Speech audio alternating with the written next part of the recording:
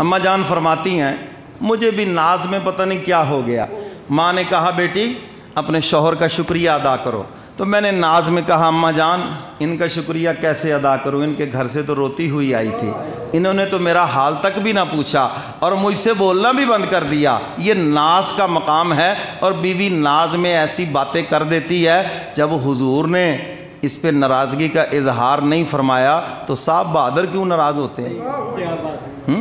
آپ کی بزرگی ہوگی, آپ کی چدراہٹ ہوگی, آپ کی دینداری ہوگی, مگر گھر سے باہر, گھر میں صرف آپ ایک شوہر ہے, شوہر ہی بن کے رہے. سمجھ آئی ہے بات کہ نہیں؟ ہاں بعض چاہتے ہیں نا جی, بعض کی یہی خبر ہے جی لو جی زمانہ ہمارا اتنا احترام کرتا ہے, یہ پورا بھی نہیں احترام کرتی مولوی صاحب میرا. میں نے کہا آپ زمانے کے لیے بزرگ ہیں, اس کے لیے نہیں ہیں, یاد رکھنا. آپ چودھری ہیں گھر سے باہر, نواب آپ کلات ہیں گھر سے باہر, جو کچھ بھی ہیں آپ گھر سے باہر ہیں, اور جب گھر میں آ جائیں بچوں کے باپ ہیں اور بیوی کے شوہر ہیں. سمجھ گئے کہ نہیں؟ حضور علیہ الصلوۃ والسلام سے بڑا کون ہے؟ اماں جان ناز میں عرض کر رہی ہیں میں کیسے ان کا شکریہ ادا کروں, ان کے گھر سے تو میں روتی ہوئی آئی اور انہوں نے مجھ سے تو بولنا بھی بند کر دیا, اور آج 18 دن ہو گئے میرا حال تک نہیں پوچھا. میں ان کا شکریہ نہیں ادا کروں گی, میں اس کا شکریہ ادا کروں گی جس نے میرے آنسو اپنی رحمت سے پونچھ دیے, جو میرا وکیل صفائی بن کے آیا, جس نے میری صفائی دی ہے, پہلے اس کا شکریہ ادا کرتی ہوں. اور اللہ نے صفائی کیسے دی ہے؟ قرآن کی آیت سنیں تو صحیح. فرمایا اولئک مبرؤون مما یقولون. حق تعالیٰ فرماتے ہیں میرے محبوب بری ہے. مبرؤون یہ لفظ تو اردو میں بھی بولا جاتا, بری ہے. مما یقولون جو وہ کہتے ہیں, اماں جان بری ہیں اس سے جو یہ لوگ کہتے ہیں. اولئک مبرؤون مما یقولون. حق تعالیٰ فرماتے ہیں میرے محبوب عائشہ کا دامن بری ہے, پاک صاف ہے. جو یہ منافقین پروپیگنڈا کر رہے ہیں, الزام لگا رہے ہیں, بکواس کر رہے ہیں, کوئی ان کی حیثیت نہیں ہے. اور حق تعالیٰ جیسی عظیم حوصلہ مند ذات عائشہ کے دشمنوں کے لیے جلالی ہو گئی.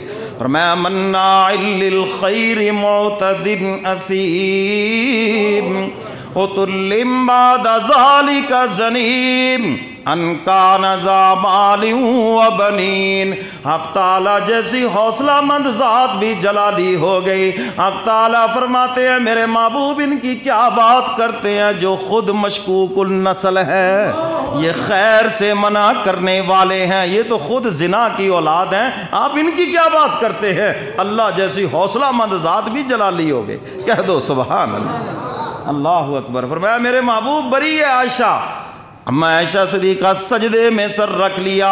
اے الہ العالمین, صفائی کا تو اعلان ہو گیا, لیکن یہ جو اتنے دن رو کر گزارے ہیں, اتنے دن جو تکلیف میں گزارے ہیں, اس کا بھی تو معاوضہ ملنا چاہیے. حق تعالیٰ کی طرف سے نقد جواب آیا, لہم مغفرۃ ورزق کریم.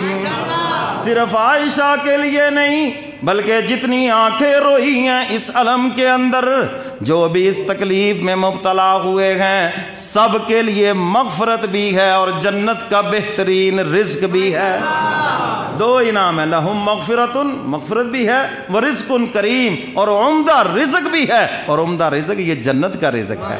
کہہ دو سبحان اللہ. تو اماں جان فخر سے فرمایا کرتی تھی میری تطہیر کا اعلان عرش بری سے ہوا. اور حضرات صحابہ کرام اماں جان کی جب روایت بیان کرتے نا کہ یہ بات اماں جان نے حضور سے سنی, تو ساتھ فرماتے حضور کی محبوبہ رفیقہ منزل من السماء تطہیر من السماء, کہ جن کی تطہیر آسمان سے ہوئی ہے, ان سے ہم یہ روایت کر رہے ہیں. کہہ دو سبحان اللہ. میرے محترم سامعین, جب انسان کو اللہ مقام دیتے کچھ آزمائش بھی آتی ہے تو اس میں حوصلہ رکھنا چاہیے. تو اماں جان فرماتی ہیں کہ میری تطہیر, قرآن کی تلاوت ہوتی رہے گی, سورہ نور پڑھی جاتی رہے گی, اور جب 18 آیتیں مکمل ہوں گی اور یہ آخری آیت آئے گی اولئک مبرؤون مما یقولون, بری ہے عائشہ کا دامن گناہ سے, اور یہ لوگ بکواس کر رہے ہیں, لہم مغفرۃ ورزق کریم. عائشہ کے لیے بھی اور اس کی روحانی اولاد کے لیے بھی مغفرت بھی ہے اور اچھا رزق بھی ہے.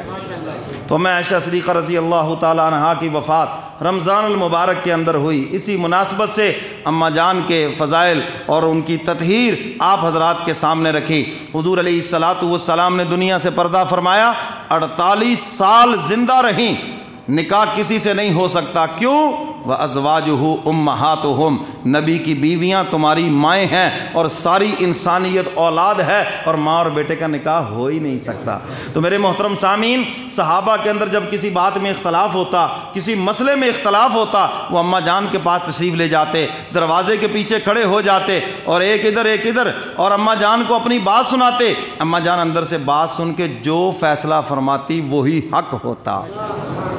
اور 2210 احادیث کی راویہ ہیں جو حضور علیہ الصلاۃ والسلام کے فرمان مبارک ہے، جن کی راویہ اما عائشہ صدیقہ رضی اللہ تعالی عنہا ہیں۔ بس ایک بات کر کے بات سمیٹتا ہوں۔ سیدنا فاروق اعظم رضی اللہ تعالیٰ عنہ جب زخموں سے گھائل ہو گئے اور بیٹے کے ذریعے درخواست بھیجی، اماں جان یہ آپ کا حجرہ ہے، آپ کے شوہر حضور علیہ الصلاۃ والسلام آرام فرما ہے گنبد خضرا میں، اور آپ کے ابو سیدنا صدیق اکبر، ان کا حق ہے، اور ایک قبر کی جگہ جو آپ نے اپنے لیے رکھی ہوئی ہے، آپ تو جنتی ہیں، اگر آپ یہ احسان کریں اور یہ جگہ عمر کو دے دیں۔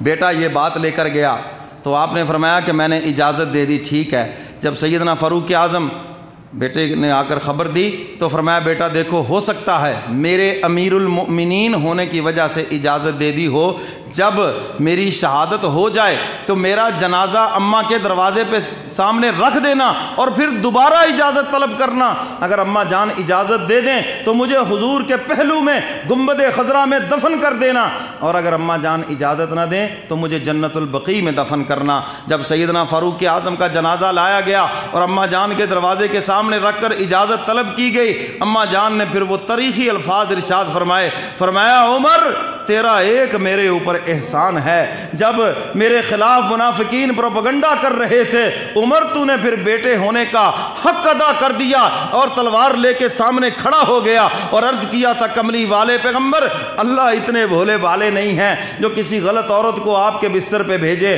جو آپ کے جسم اطہر کے اوپر ایک گندی مکھی کا بیٹھنا برداشت نہیں کرتے، آپ کے سائے کے اوپر کسی کے قدم رکھنا برداشت نہیں کرتے، وہ آپ کے بستر کے اوپر غلط عورت کو کیسے برداشت کر سکتے ہیں؟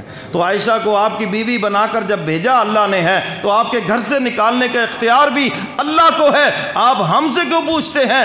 آپ انتظار کریں، آسمان سے وحی کیا آتی ہے، میرا تو یہ اعلان ہے سبحانک ھذا بہتان عظیم، یہ بہت بڑا بہتان ہے، اور جب وحی آئی تو انہی الفاظ سے آئی سبحانک ھذا بہتان عظیم، جو فرش کے اوپر عمر کہتا ہے عرش کے اوپر تیرے رب کا بھی یہی اعلان ہے۔ فرماتی ہیں عمر تیرا وہ جو احسان ہے، اس احسان کے بدلے میں یہ جنت کی جگہ تجھے عطا کرتی ہوں۔ تو سیدنا فاروق اعظم رضی اللہ تعالیٰ عنہ کو میرے کملی والے پیغمبر کے پہلو میں روضہ اقدس میں دفن کیا گیا۔ تو میرے محترم سامعین، اما عائشہ صدیقہ رضی اللہ تعالیٰ عنہ یہ ان کی انفرادی خصوصیات ہیں، ہاں احادیث کی راویہ بھی ہیں اور حضور علیہ الصلاۃ والسلام کی نجی زندگی کی ترجمان بھی ہیں۔ اللہ مجھے اور آپ کو قرآن و سنت پہ عمل کی توفیق عطا فرمائے۔